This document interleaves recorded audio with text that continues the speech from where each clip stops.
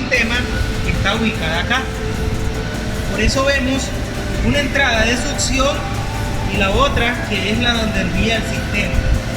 Por aquí succiona el aceite del tanque, aquí lo envía el sistema y lo envía a la parte más alta y después por gravedad viene lubricando, viene enfriando todo el sistema de arriba hacia abajo hasta volver a caer en la caja, volver a caer al depósito, al tanque y bueno, para que vuelva a agarrar la bomba y así de esa manera estar recirculando el mismo aceite. Ahora, para que nosotros entendamos, aquí tenemos esta salida que es donde está el filtro internamente. Allí ese mismo conector es la manguera donde está el filtro. A ver, aléjate con la cámara, de tal manera que salga. Esta manguera es esta misma, miren. La manguera que va al filtro es esta, por lo tanto es aquí de donde succiona. Y por acá envía al sistema, por esta otra salida. Ahora lo vamos a echar a andar.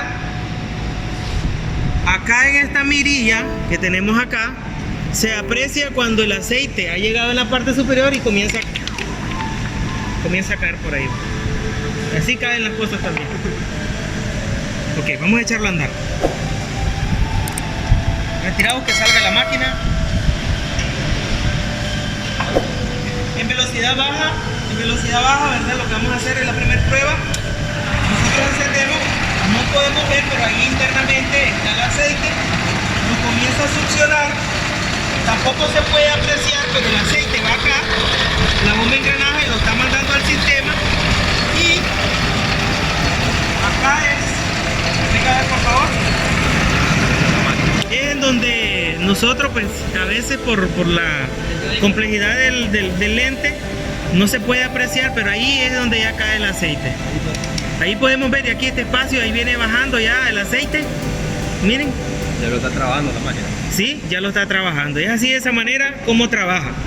En los próximos trabajos que vamos a hacer en mantenimiento, en los próximos videos que vamos a hacer también, vamos a hacer cambios de la correa trapezial que está ahí, que es la que hace la función de aumentar y disminuir velocidad del motor. Ese es un sistema de transmisión por correas y poleas, pero la polea es ajustable. Entonces vamos a sacar todo ese mecanismo para poder cambiar esta correa que ya está gastada, y para ello pues vamos a desarmar acá. Próximamente vamos a hacer eso.